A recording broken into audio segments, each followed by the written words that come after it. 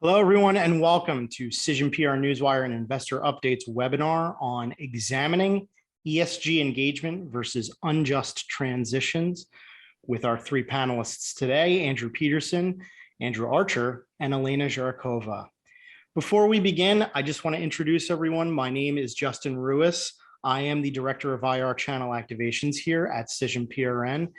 I have the pleasure today to have to be able to host this discussion on ESG, sustainability, and what constitutes an unjust transition versus a just transition.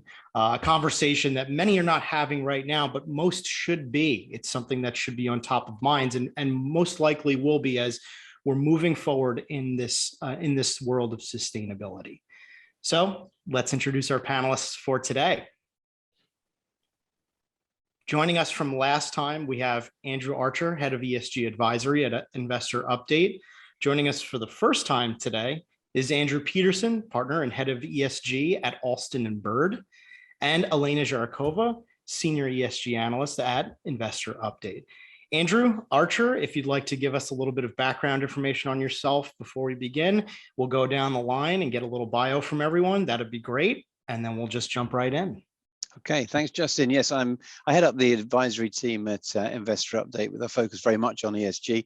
My background has been largely before this part of my career has been in banking, and within that a focus on energy and oil and gas. So spent a lot of time with those challenges. It brought me to this area, and as I say, the business that we're working in combines an element of shareholder intelligence and an advisory work that helps companies be in a position to meet the expectations of investors and all stakeholders around the transition that we're talking about today. Great. Andrew Petersen.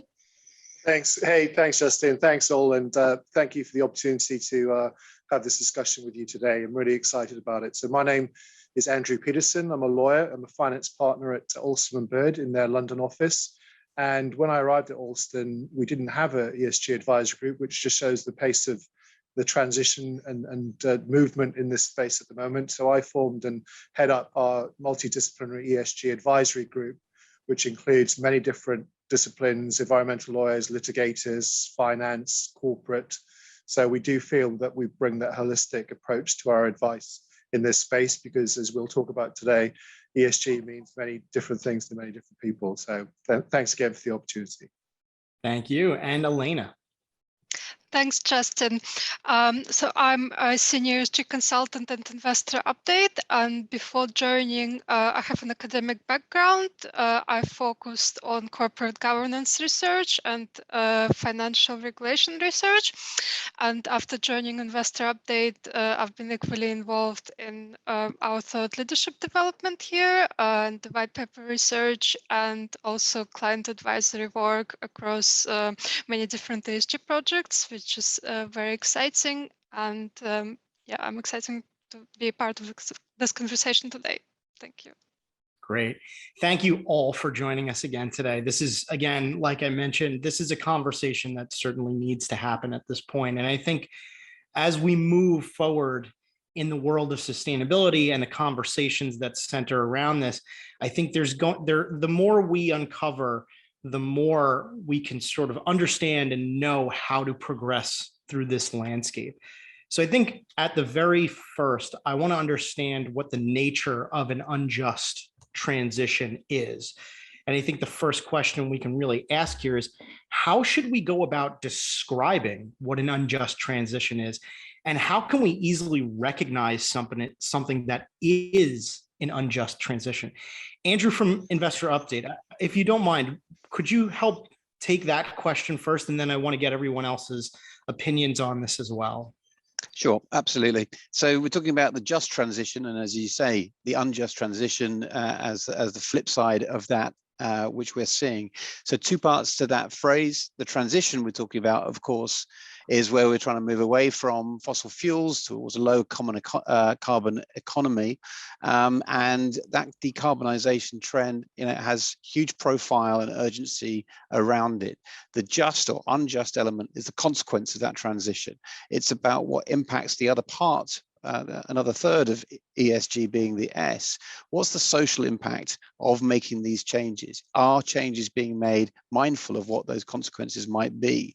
Are they measured appropriately? And are the risks that that companies and other entities and governments take in the pursuit of the transition being fully appreciated? So that's the issue that we're talking about. Just and unjust itself is very subjective. It can mean different things in different regions and different stakeholders, of course. And so unraveling that is a challenge. What the transition is not really up for debate anymore. We've seen great focus on it and significant regulation that is mirroring the behaviours of change of industry at large. But when we look at the putting those two things together, a just transition is one that carries societies with it, that makes the result of which is positive, both for the planet, but also for the populations that live within it and societies that are created there. I mean, there's no doubt about it. Change is profound by any definition, and we're seeing, I could say, within that the change of employment is dramatic. You could see 200 million jobs created and lost in this process over the next 30 years. And if that's the case, then there are going to be significant winners and losers within societies, within regions. And a lot of what this issue is talking to is how certain regions will benefit at the expense of others. We've just got to be aware of that. I would say that to some observers and some people who might be watching today, question, is this a new element? Is it somehow an extension of what we've been hearing already? It's not actually new within certain circles, and certainly within sort of political environment. It has been something we could point to COP24 in 2018. There we had a clear declaration that was made by a number of countries to do it. But the point of today is that this idea, this risk, this challenge exists globally, but it's not necessarily focused on by industry and by commerce, and that constitutes something of a risk, significant risk, if it's not properly appreciated. And I say that I mentioned COP24. It came up in COP26 as well. And we could come on to that. But I think certainly the idea isn't necessarily new, but its understanding is very patchy across all the regions that we're dealing with. Andrew from Alston, if there's anything that you think could be added to that, any kind of other additional comments, we'd love to hear your thoughts as well. Yeah, no, absolutely. I think Andrew summarized it very succinctly and well.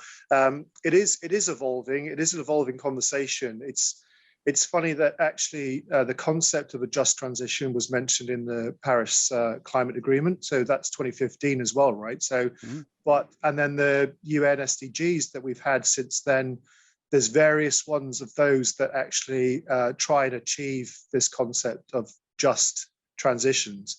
I mean, so when we talk about an unjust transition, actually, when I thought, how do you define an unjust transition? It's almost like when Ted Lasso was asked about the offside rule. He's just like, it's very difficult to describe, but you know it when you see it, right? And that's the concept. I can sum up an unjust transition in one sentence: is transformation which leaves people behind. So this concept of actually not leaving people behind, and we'll talk about perhaps the North Global against the South Global and the developing markets, developing countries, many of them, high energy emitters. If we have transformation which leaves people behind, then clearly that's not a just transition. And so it's a concept which many companies are now only beginning to have a dialogue on. I mean, no doubt we'll talk about the social dialogue of a company being deemed to be socially responsible or not, but it's a conversation which is so important, as you said at the top, Justin. Companies really need to get ahead of this, because it's been around, for 7-8 years or so. Obviously, the pandemic brought it into very high visibility, and also the concept of this energy kind of conflict that we're going through as well. That's something else that really does bring the concept of this transition into visibility as well. So I think it's a fascinating topic. The quicker everyone begins to engage with it, the better. But yeah, those are my thoughts on that as well. And I would finish with the fact that actually there's a lot of work to be done, but there's a company out there called the World Benchmark Alliance, the WBA, which has got a methodology surrounding how a company can be considered to be embarking or engaging on a just transition. And they go into various sector case studies, energy, obviously utilities, transport, even as deep down as real estate. And I think if anyone wants to just Google the WBA, then they'll have their methodology and also an assessment which they carried out last year as well. So it's a fascinating subject. Absolutely. Absolutely. And I think while we stick on this subject, I want to get a better understanding of how might an unjust transition impact a company's image, their perception, and ultimately how it might impact their business overall. In many cases, profitability. I want to pose this question to the investor update team first, and either Andrew or Elena, if you'd like to chime in, and then I do want to get Andrew Petersen's view on this as well. Shall I take that first a little bit? I mean, in terms of how it can impact a company's image, sure. This is thanks. The issue that we've seen already has been companies trying to catch up with the risks that they're taking in general, right? And then it's the unappreciated risk, which is very damaging. And I would say that this is potentially impacting over a longer period, because what companies are doing at the moment are trying to catch up with whatever is most urgent, most pressing, most that they're being challenged on most, which is purely the transition itself.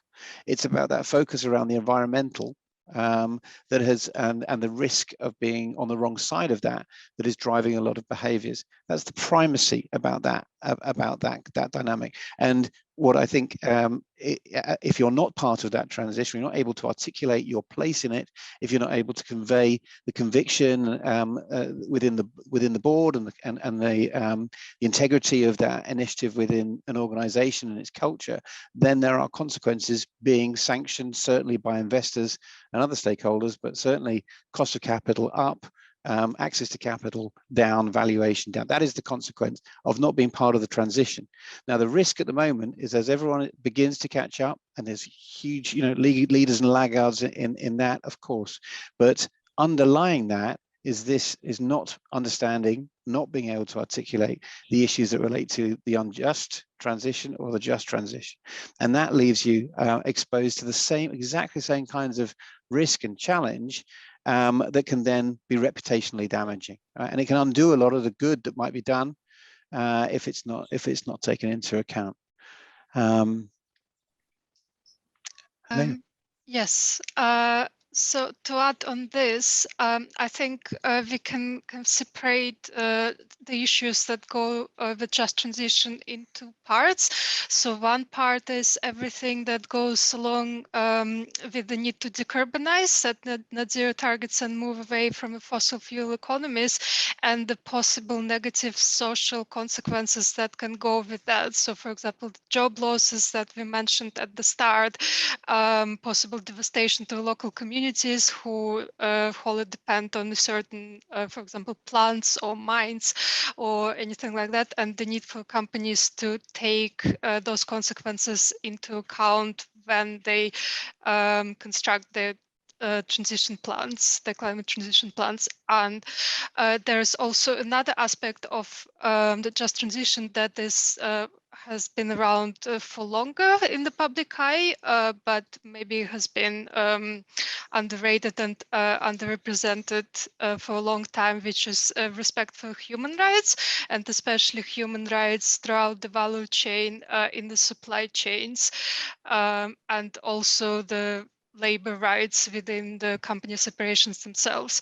So both of those groups of issues carry their own risks, reputational risks, very serious reputational risks to companies that mismanage those risks, and also how those companies translate and communicate the strategy around those issues to various stakeholders, and of course legal risks, which Andrew Petersen, I believe, will expand on.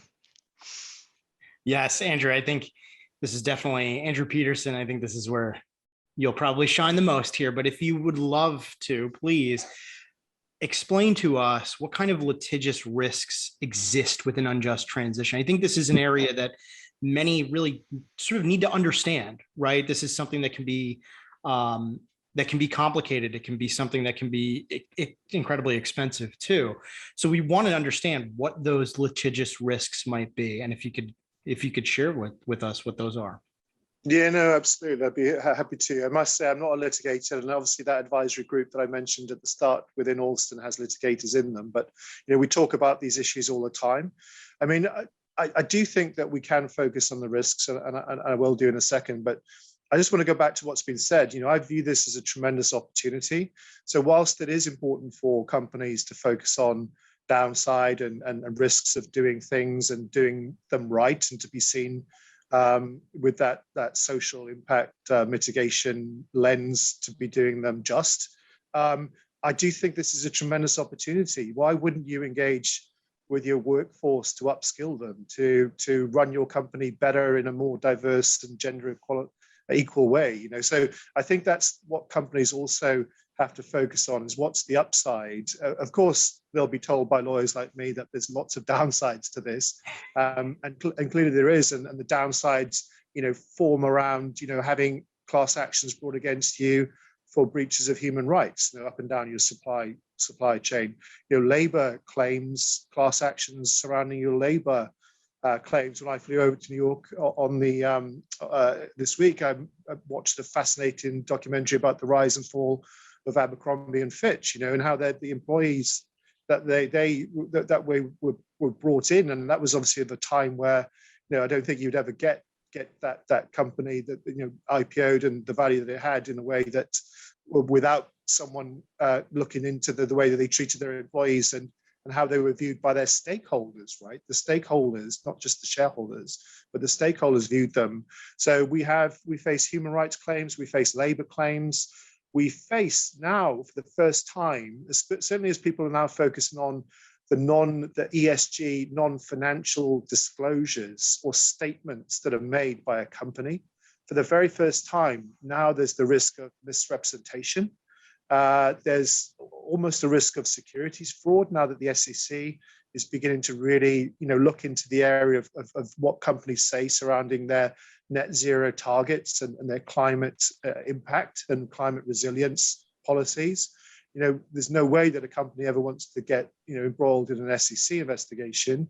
There's deceptive practices, there's breaches of deceptive practices where we've had those claims, certainly here in the US over the years, and they're all based on, existing legislation, but they are being now really used for the first time in class stakeholder actions, which is a different proposition. And I think companies need to be very much aware that, without actually thinking about the statements, the non-voluntary, the non-mandatory, non-financial disclosures that they make. And I think for the first time now, people are beginning to examine what they do say about their decarbonization policy or their net zero commitment, because it's really going to be analyzed, very, very in detail going forwards. And you might find that, some people might now start thinking of exceptions to that, what's included in it, why they were specific in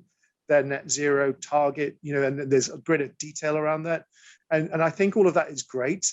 But why I started out with talking about the upside is that we don't want to have the risk of I'm going to get sued, this is all terrible, stopping companies from engaging in this process and embarking on their just transition journey, because there's no doubt it has to happen. So I would just focus on the upside, and then hopefully the downside will take care of itself. Because if you're a well-run company, you're engaged in this just transition, and you're having a social engagement with your stakeholders, then I very much believe that should be little downside for you. But you should be aware that those risks are clearly out there. We have seen too within PR Newswire, we've seen many companies hold themselves accountable for a lot of these transitions, right? They'll set targets, they'll set dates, they'll take that voluntary step of trying to put out as much information as possible, and that in that level of disclosure, but also set targets for themselves, right? I think there needs to be sort of a level of accountability. How are companies really holding themselves accountable when it comes to sustainability, and especially with especially in regards to sort of these transitions? Andrew Petersen, do you mind hopping in? I mean, again, it's not my work; it's the WBA's work. If you look at the WBA's report on just transition of last year, they have scored tens and tens of companies as regards how they are doing. Right? How are we doing? And unfortunately, there's many companies that are not doing well at all because they don't set time-bound targets. They don't set targets that can hold them to account. So that the report is fascinating because it's basically saying, look, it's great that these companies are embarking on this journey, but there's so much work for those companies still to do. And if you want to look at successful energy companies, because obviously energy high emitters have been a great deal of a focus, quite rightly, at this point of the transformation. But if you look at very successful energy companies and the way they handle it, and there's a case study there, there's a French energy company, I won't name them, but you can look in the report. They say that this is a good way of actually improving your score, because if you do what these people are doing, then you'll actually get a greater score. If you do what someone else is doing and they list another company which is not doing it at all well, then they'll get zero. They'll score them zero. So the methodology, and this is again, World Benchmark Alliance, it's not a run for profit organization. It's someone that just really wants to focus on how companies can be helped and assisted on this journey to a just transition. So they give examples of how people can do it, but there's no doubt, as you say, Justin, it's about actually holding yourself to account, putting time-bound measures and targets in place, and then just following up, just making sure that you actually do what you said you were going to do. It's as simple as that, and you'll get a much higher score from doing it. But just to summarize, it's just unfortunate that there are many companies that are not going the whole 9 yards and doing all that at this stage. But there's various examples set out there of what you can do. If you're any company just needs some assistance in this, just take a look at that report and you'll get an idea of what companies are doing well, and then what you can then obviously copy. There's nothing more good than copying a very well-run company, right? Because they're doing something right, so why wouldn't you do it? Right, correct. And I want to follow up with that with Andrew Archer. If there's any other comments there that you'd like to just dispel, or anything that you have to follow up, I'd love to hear your thoughts too. Okay, sure. So, I mean, absolutely what Andrew just said about leadership, and a lot of the work that we're doing at the moment is exactly around that, looking for best in class, defining that very carefully. We're taking an approach of focusing on investors' allocation of capital rather than perhaps rating agencies. But the point is to emulate those that are being successful, those are having real impact. This is true about whether your focus is the environment and the transition in its own right, but certainly around how you're treating the consequences of that transition, and therefore achieving a just transition as a consequence. That's really critical. But we're seeing it. It's funny how you said that then, Andrew, because there's what the company aims to do and does as a business, and then it's how it reports on that and discloses information around that. And immediately you're into a compounded variable situation. Then you have how you're communicating those disclosures to investors and stakeholders, and then how that's being received, the perception factor of that. There's lots of steps in which good efforts by companies are sort of dissolved into inefficiencies down the line. And the problem with that is, what matters is what you do, not necessarily how you report or what you say. But what you really need in this is for there to be, an establishment of trust that there is a desire to do the right thing over time, and the consideration of your actions. And so therefore, it does really matter how these companies are perceived to be part of the solution, not part of the problem. problem, and part of that multifaceted solution that is then considerate at a global level. We talked a lot earlier, by the way, and all of this discussion is related to say decarbonisation in its own right, and that might mean polluting and emissions. But I do want to highlight that this also affects, significant part of this is also the treatment of the supply chain in general, right, and how that functions and the transparency that you might have into the supply chain, and also the way that some companies are tempted to or have offshored assets, demerged assets in different jurisdictions in order to get around, perhaps to score better, and to have that effect on the perception that they have. All these things at the moment are not quite in focus from, I think, the wider investment community. As it comes in focus, as understanding of this topic is sort of becomes clearer, it'll be obvious those which have acted in a good way, and those have represented themselves fairly, and those that aren't. And I think that's the thing they should be taking account of now, of really understanding where that might take them. I think that's one of the bigger hurdles actually at the moment. Yeah, and if I can just add something to that as well, something that you mentioned there with the aspirational word, I think, Andrew, it's really important that, again, I want to focus on the upside. I can just warn all companies about the risks that they face, but we have to have companies that are aspirational in this way, and we can't come to a situation where no one makes any statement which is not aspirational in some shape or form.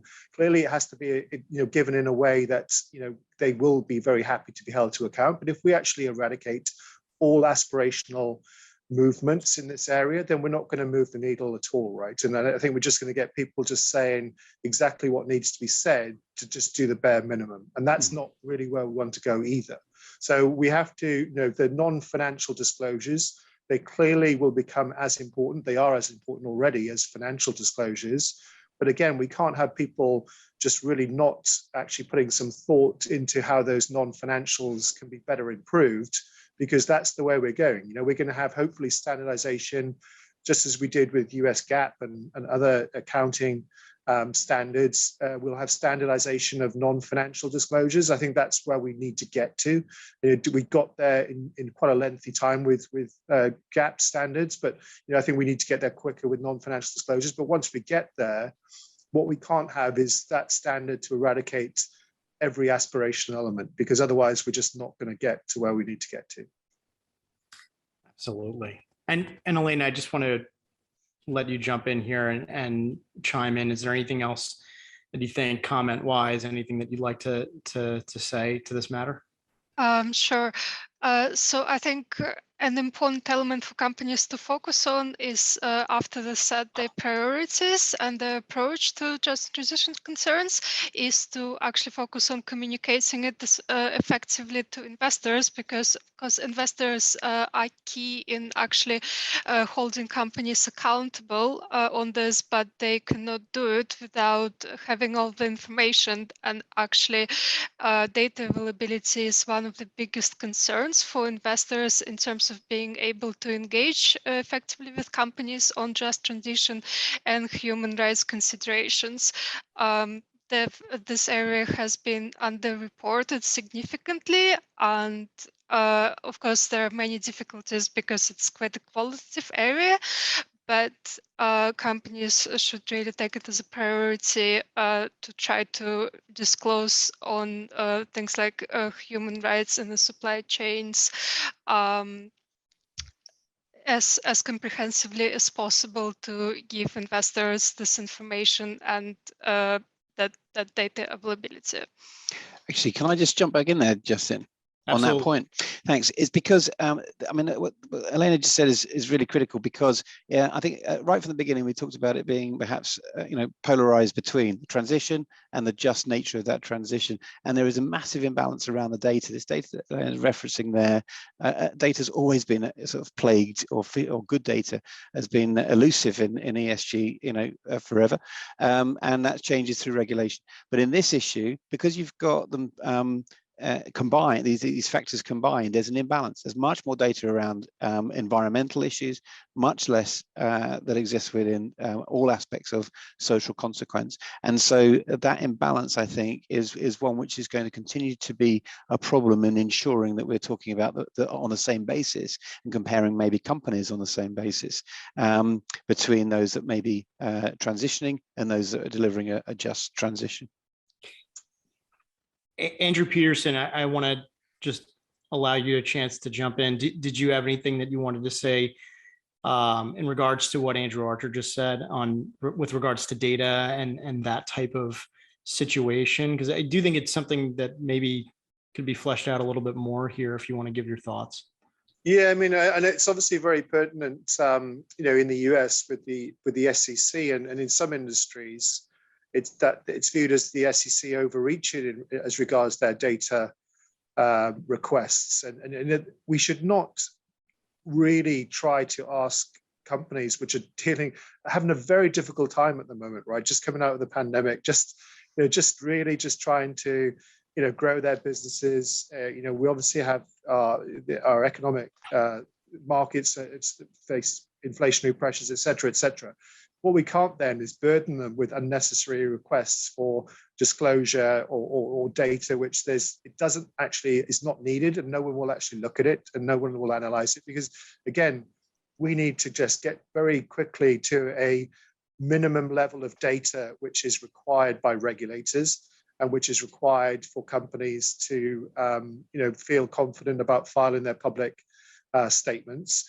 If we have this kind of thing of, well, if they're doing that, then I need to do it, or I won't do as much as they are doing, and it's the minimum level which we need to get to. But I do feel sorry for companies, because there's nothing more burdensome than requests for data which is then not even relevant or moving the needle. And for example, with the scope 1, scope 2, scope 3 emissions, I do a lot of real estate finance work, and asking a landlord of a property to go through their supply chain, their tenant supply chain, to disclose scope 3 emissions, then it's just like, well, that's not going to happen. That's not appropriate or relevant. So every sector or every industry will have their own, whereas the energy sectors are very happy to obviously deal with that, because they have the data, right? So we can't go asking for inappropriate requests in various sectors where it's just not going to be appropriate to do so. And I think it's very pertinent at the moment with our responses, and you see the trade associations' responses to the SEC, and it will be interesting to see where the SEC comes out at the end of their consultation exercise as well. But we need data where we really are trying to move the needle, and we need to hold people to account. We can't have the same level of requests going to companies that are just not set up, nor should they ever be set up to deal with such requests for information, because it will hinder their progress. So with that in mind, as data becomes more and more important, Andrew Archer, I want to direct this to you, but what are ways that companies should really approach situations like this? Is it really just arming themselves with data? Are there other ways that they can approach these situations? I think as we start to think about how these again unravel, and now that they might be more prolific, I want to just understand ways to start the approach, or what the strategy could be around it. Okay, yeah, no, so certainly if that was in any way unclear, and from what Andrew said as well, this is not about more data, it is about better data, right? So obviously more data from those that aren't providing enough, sure. But no, it's about the comparability of data, the consistency of data, and how robust it is, and making sure that's what's coming out of organizations, not making it more. The trouble is the proliferation of standards and regulations over time has meant that companies are trying to find different ways of pulling information out of their businesses, and it's not always consumable on the same measure. And much of recent regulation has gone quite a long way to improve that. So what you say, is it about more data? No, it is about making it comparable. What can companies do is to maybe look beyond that. We talked before about what's mandatory disclosure and what's voluntary statements, non-financial, that are being made. The way this happens, the way this really takes off, is real buy-in and understanding and fluency about the issue at the board level. It's about building that integrity within an organization where the company has an urgency with which it wants to share what it's doing, and that is then relevant to the people that are judging them in that sense, in terms of stakeholders. There's not a shortcut to it, right? So it has to have conviction, and that has to be expressed in a way which with enthusiasm for, as Andrew said, all the many opportunities to the upside that it delivers. The problem is that if you're trying to catch up just on one aspect of this at the moment, you may be leaving yourselves vulnerable to something that you haven't considered. Now, at the moment, investors, as one stakeholder, will stay. If they understand that things can't be done overnight, that they take time. Organizations can signal how they're changing and be indulged on that basis, or accommodated on that basis. That's fine if you're moving to a place which is better than where you were, either in terms of your emissions or in terms of how you're treating people that you work for you or your customers.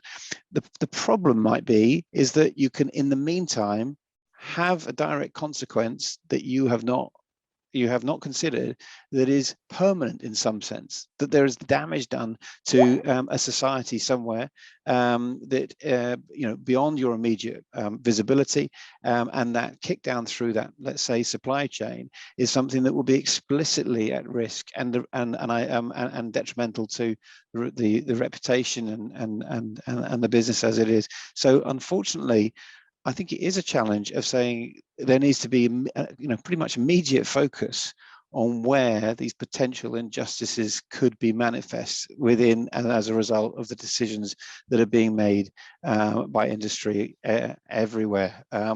Because we've got a whole load of examples of where it has happened.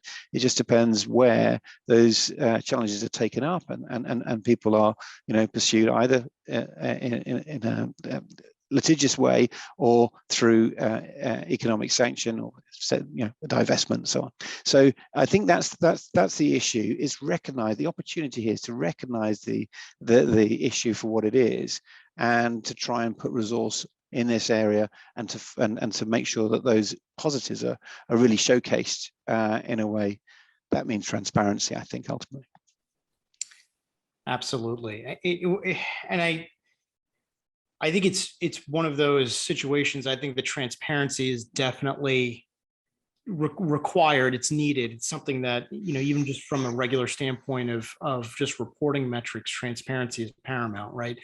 So with that in mind, with the level of transparency that a company should be disseminating, Andrew Petersen, I'd love to get your thoughts on the level of transparency that a company needs to be disseminating at this. And I think, to what obstacles that are out there, I think transparency could help alleviate a lot of that. But I'd just love to get your thoughts on where a company stands when it really focuses down to disclosure and transparency, and if that's really one of the best, or just one of the best approaches there are. If there are other approaches out there, please, we'd love to hear your thoughts too.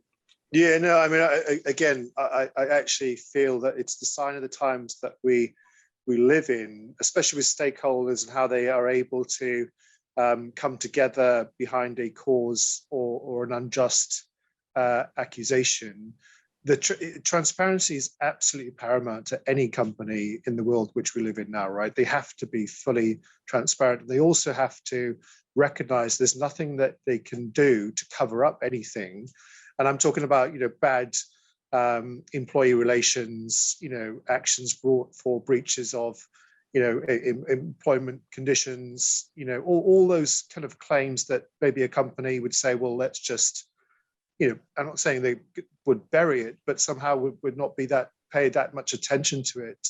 with the social scores that companies get now, will factor in. I looked at a diligence report just the other day where a South American coffee producer had a allegation made by an employee against another co-employee for misconduct. And that was in the local press. It was never going to move the needle in terms of the company dealing with that. And no doubt that that's an issue between the employees that might get settled, but it had already adjusted its social score. Bad publicity, bad press. And it does raise a risk of those companies having bad social scores or bad, dealing with the social engagement that this world now demands, then being disinvested in, right? We talked by email yesterday about, our favorite electric car company, that if they have a social score which goes above 5 in a negative way, some asset managers have to disinvest themselves of that investment, which is incredible. This because actually their environmental credentials and everything else that they do for the world and are seen to be doing for the world could be completely positive. But if the social scorecard is ticking up, then they could face a disinvestment decision. And I just feel companies need to be aware of that this is all holistically, this has to be looked at in the round. And the world in which we live in, you ignore your stakeholders at your peril, and that's, you ignore your social risk scorecard at your peril as well. And transparency is the only way of dealing that. And I think the boards that are run well, the boards that are run with people that get this, and they put in place policies, procedures to enable this to have full accountability. Those are the companies that will do really well. And again, going back to why wouldn't you want to be run in a just way with fully transparent abilities for people to question the way you've behaved up and down your supply chain, because then that's going to lead to greater profitability, because you're going to have better access to capital, and your consumers, and the consumers, again, we talk about the institutional investors and the asset managers, but let's focus on the consumers, right? What does a consumer wants to engage with a company that it believes is doing the right thing, right? So the consumers are the ones that will walk with their feet, and that's not good for any company. So, absolutely, and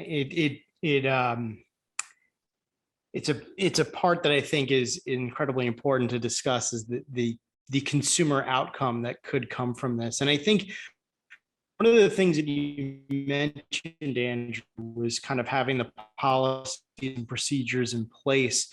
And I wanted to follow up with that, because I think this ends up being a conversation about corporate governance and being able to change corporate governance or be able to amend things to help address these certain situations and be able to, and enable a company to move quickly when these types of situations occur. Do you think that there would be much to change from a corporate governance standpoint with many of these companies to allow them to move quickly, or is it just something about, or is it more just enforcing what's already there and maybe adhering to what's already in place? Do you think that there needs to be any sort of amendments or changes to the way a company is governed at this point? I'll address this to Andrew Petersen first, and then I do want to go around to get everyone's thoughts. Yeah, I mean, my simple answer to this is always the case, that you cannot look at the E, the S, the G in isolation, right? When you're looking at sustainability in the round and this just or unjust transition that we're discussing, every one of those E, the S, the G has consequences for the other as well. So governance, which many people would say is not a new thing at all, right? The way that companies have been governed has been examined for years and years. But there's no doubt that, having bad governance will also give you a bad social score, right? Will probably also lead you to not ignoring movements that you need to do on the climate resilience side as well. So there's no doubt that each of those there's no way that someone should be looking at the G without looking at the E, the S, and vice versa. So governance is clearly important. The social side, we talked a lot over the last couple of years about diversity, inclusion, equality, gender equality on boards. There's clearly a lot of action still to be done, but the companies that get it right, the well-run companies with well-run boards, I believe, probably have a high social scorecard. At the same time, are probably dealing with their energy emissions and what they're doing about it as well. And but again, having said that, there's probably a wealth of a whole mirage or range of companies below that will find it very difficult to suddenly say, well, this is how we've always done it, so how can I change my board, right? They might be run by one or two men, or something like that, right? It's just, well, we're not going to change things. Those are the companies that unfortunately will get left behind, and that it's governance has to be looked at holistically with the other two as well. And I believe that's the way the world's gone. And I think when you talk to a rating agency, they say, well, we looked at governance for decades. It's nothing to do with ESG. It's not this new thing, and that's quite right. But it is different now because of the way that it's perceived in the other facets that we've already discussed. Elena, I want to jump to you to get your thoughts on this. Do you have anything to share when it comes to the governance side?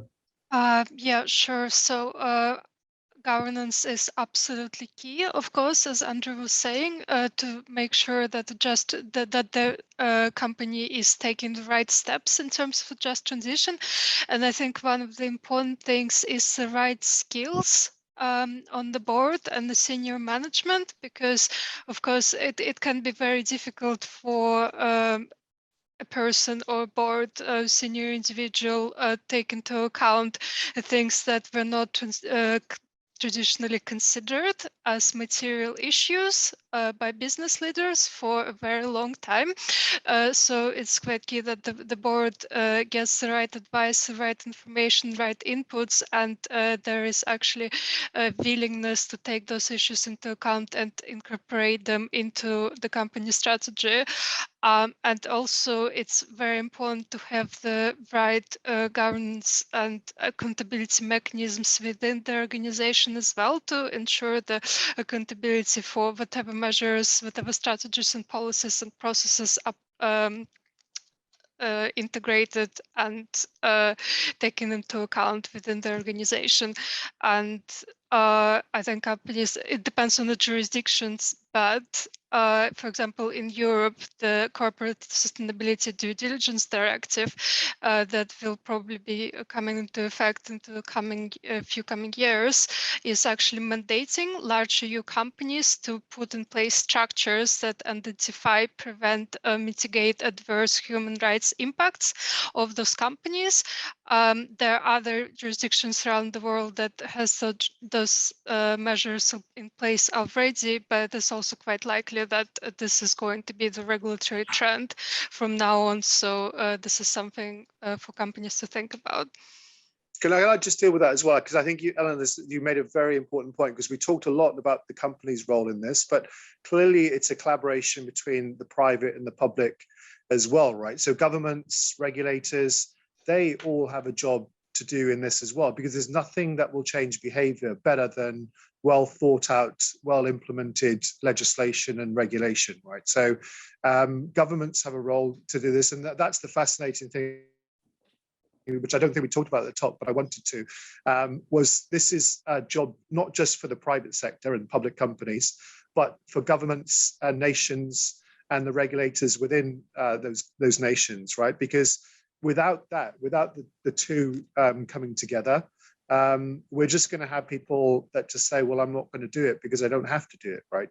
And if there isn't a price differentiator or an upside to it, then I'm not going to do it. So then that's when regulation has to step in as well. And I think if that's certainly the way we're going in the EU, with the various taxonomies that are coming out and the supply chain checks that will have to be made throughout the EU as regards employers and their corporations and the way that they investigate their supply chain and the touch points they're in. So I feel as if that's the right way that we're going, but it has to be, again, going back to the SEC's point, it has to be well thought out and it has to be applicable, if only just to move the needle. Yeah, I think that's a difficult, it's Herculean, right? That's a big task to undertake. Andrew Archer, do you want to chime in and give any thoughts to this on the governance side? Yeah, absolutely. I mean, covered a lot of ground there. I absolutely agree about this issue of governance being, you know, the original and key consideration. Arguably, it's all governance anyway. Certainly, it's all stewardship by a different definition. And so it's understanding these the challenges that these elements of environmental and social bring to companies. But within that, we talked about the expertise on the board. What the work that we did more recently in our most recent white paper really highlighted in the transition and in the sense the just transition. It's one thing to have expertise on a board. It's another to have sufficient expertise to challenge those people who are proposing new directions, new emphasis, allocation of resource, and so on.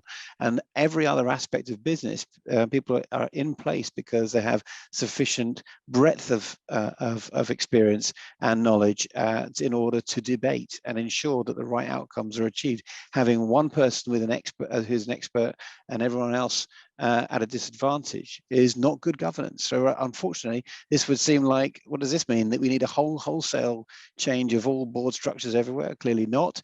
But what you do need is you know, an upskilling in terms of the understanding of these areas, these issues, real focus on education within people who are already very experienced, you know, industrial practitioners. And so that's, I think, one of the big things in terms of governance that would need to change, understanding what it is to create the right debate so that decisions are made in the right way, the right outcomes.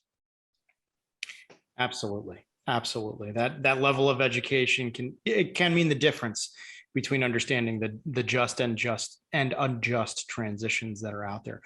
I do want to jump to our last topic here, just in terms of messaging. And I wanted to understand sort of how public companies should think about the messaging they're conducting in regards to these transitional periods. Andrew Archer, I want to jump to you first on this before we go around and get everyone's take here. But if you'd like to start, that'd be great. Okay, I mean, everything we've talked about has come up a lot around transparency and integrity and conviction. These things, these are phrases which are easy to say, very hard necessarily to consistently see evidence within different industries. Certainly, some more than others. But I think what it might be going beyond that may be obvious principle. It's about probably recognizing that the diversity in the audience that you might have, right? So there's going to be different kinds of investors with different kinds of priorities. It's not about being inconsistent. It's about making sure that you understand who you're talking to. Sufficient transparency, which means that they can find out all the information that they want. But when you're talking to you know, a particular type of investor or particular stakeholder, that you're able to understand what it is that they care about in terms of conveying those messages. Certainly what doesn't work, we're finding, is just saying, well, I've set my case out and that therefore must have landed. I think there's obviously a lot of the work we're doing about identifying the right different kinds of investors, different kinds of ways of presenting it. It's a much more complicated, multifaceted challenge than we have time for today. But I think it's about understanding that different audiences will have different needs. I'll start there. Absolutely. I think that level of impact when you're addressing so many different audiences is quite difficult, right? I mean, if we take it from just even from PRN, the idea of communicating investor relations messaging versus public relations messaging, and where those two areas cross and bleed into each other is very difficult. But Andrew Petersen, I want to get your thoughts on sort of the idea of addressing stakeholders in a situation like this, and sort of how that balancing act really can look. If you'd like to give more thoughts on that, that'd be great. Yeah, no, and it is a very interesting time to be living, right? Because when you run a company before, you were very concerned about your stockholders, your investors, your share price, but you have to do so much more than that these days, right? So you really do have to deal with the fact that if a stakeholder group, rightly or wrongly, takes up a cause against you, that can cause a real issue for the three things that you really care about, which is your share price, your profitability, and your investors that have stood behind you. So I do think that it's a difficult balance to engage with, because clearly you can't have companies being thwarted by not doing anything, again, because they might be discouraged by the perception that would have amongst stakeholders. But again, it's the world that we live in. Is that, I saw a stakeholder claim being brought this week against Deloitte to be removed as an auditor of a company that they feel, because Deloitte doesn't have the track record or walk the walk on sustainability that it should have to be auditing that particular company. And if you think that that could be unjust as well, right? Because I'm sure Deloitte does a good job for the company, and then for them to be actually diverting resources to, defending this stakeholder action, might not be the way that we should be going as well. So, but there's no doubt that's just the world we live in, and companies now have to be aware. And I think that you summed it up, Justin, very neatly, is that you can't just have investor relations without public relations. And I think those, that sustainability relations, that whatever it is now, which has to be taken account of both PR and IR, then that's the world which we're in at the moment. And I think that's a very nuanced area, and it's one that's developing still. As we go through this decade of our fascination with social media and stakeholders and the way that companies are perceived in the greater public domain. Be on the lookout for SR coming soon, I guess. Elena, if you'd like to chime in, I'd love to get your thoughts too, sort of on the way that these progress and sort of the pacing that the messaging should take. I'd love to get your thoughts on this, and then I think we'll address that with everyone else and move on to potentially wrapping up here. But yeah, I'd love to get your thoughts first. Yeah. So coming back to investors' point of view, just because it's our expertise here at Investor Update, I think transparency is key, and it's also transparency in the company's ability to admit that maybe they don't have everything figured out yet. And I think it's especially important with issues like this, because a lot of social considerations are quite new for a lot of companies to seriously consider and to think about and disclose. And even for the companies have really diverse perspectives on the environmental impact and the social impact, and they're in very different places in terms of where their sustainability or ESG strategy is. But when they're taking this first step of thinking where the key environmental and social impacts lie, it's really important to communicate that once they have that figured out to the investors, and also provide a commitment that they will put in place a strategy to address those impacts. They will set credible targets and then follow up on those commitments, because in our work, we really hear a lot that investors appreciate that not all companies can address everything at the same time and with the same level of rigor, but they also really appreciate companies being transparent and acknowledging that they have certain problems and having a clear plan to put the solution in place. Excellent. So with a few minutes left here, I just want to get some closing thoughts from everyone before we wrap up. Andrew Archer, if you'd like to start, any closing thoughts or any comments you'd like to give before we finish? Yeah, I mean, I think what we wanted to do today, in part, was to just profile what the just transition is, and I hope we've gone some way to do that in terms of how complicated it is, how significant the risks can be associated with it, either considered or inconsidered, but definitely what the opportunities of getting it right are. I think one of the biggest things for me is seeing companies just trying to avoid the pitfalls of misreporting or insubstantial disclosure, never mind considering everything else down the road. Once I think we're very close to the majority of companies catching up on that front, and this will then definitely sort of frame the next phase of the agenda for companies and the way that people look at companies. And it's that opportunity that comes from that, which I think will warrant a great deal of attention and resource being applied. Absolutely. Elena, any closing comments? No, I think I'll pass this on to Andrew Petersen. Andrew, any closing? No, look, I mean, it's amazing that we're talking about a just transition. The speed of transformation that we find ourselves in this current world of ours is incredible, right? So we referenced that just transition was referenced in the Paris Agreement in 2015. No one cared about that Paris Agreement, right? No one, and then if you go back to COP26, I do think that the world is in a different place than it was even 6-7 years ago, right? So the speed of change of which we're dealing with, and the messaging and the way that people have got on board, and actually people's just attitude to climate change, right? And how that's evolved over, very quickly over the last 12 months or so. I do believe that we're in a fantastic position to take advantage of this, create new industries, new jobs, upskill our existing workers, so that we will actually get on a just transition. And, I saw last night that wind energy in the US has surpassed coal and nuclear for the very first time. That's a tremendous change. And, embracing those things, which it's so important for a market like the US to do.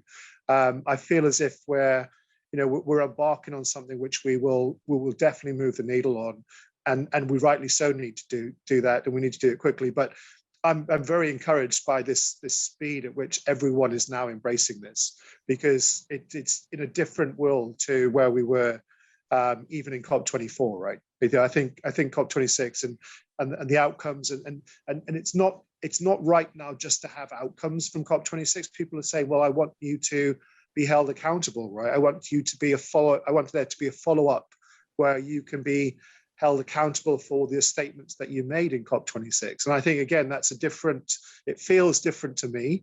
And I hope that that's a positive thing for us all. Absolutely. Well, with that, we're pretty much at the top of the hour. I just wanted to say thank you to everyone who joined us today. Thank you, Andrew Petersen. Thank you, Elena. Thank you, Andrew Archer, for joining us today. If you have more questions, or if you'd like to learn more about ESG, unjust transitions, anything that we spoke about, or the services from both Investor Update or Alston and Bird, please find the links that are attached in the presentation here. You can find them right there. Visit the websites and understand more to get more of an understanding of what the services that each of these organizations can offer. If you'd like to learn more about Cision and their ESG efforts, please feel free to reach out to Cision with the link provided there as well. And again, thank you everyone for joining us. This has been a very incredibly intriguing topic, and I really hope that we do get a chance to dive into this even more as more of it unfolds. So thank you very much again for joining us, and hopefully we will speak again soon.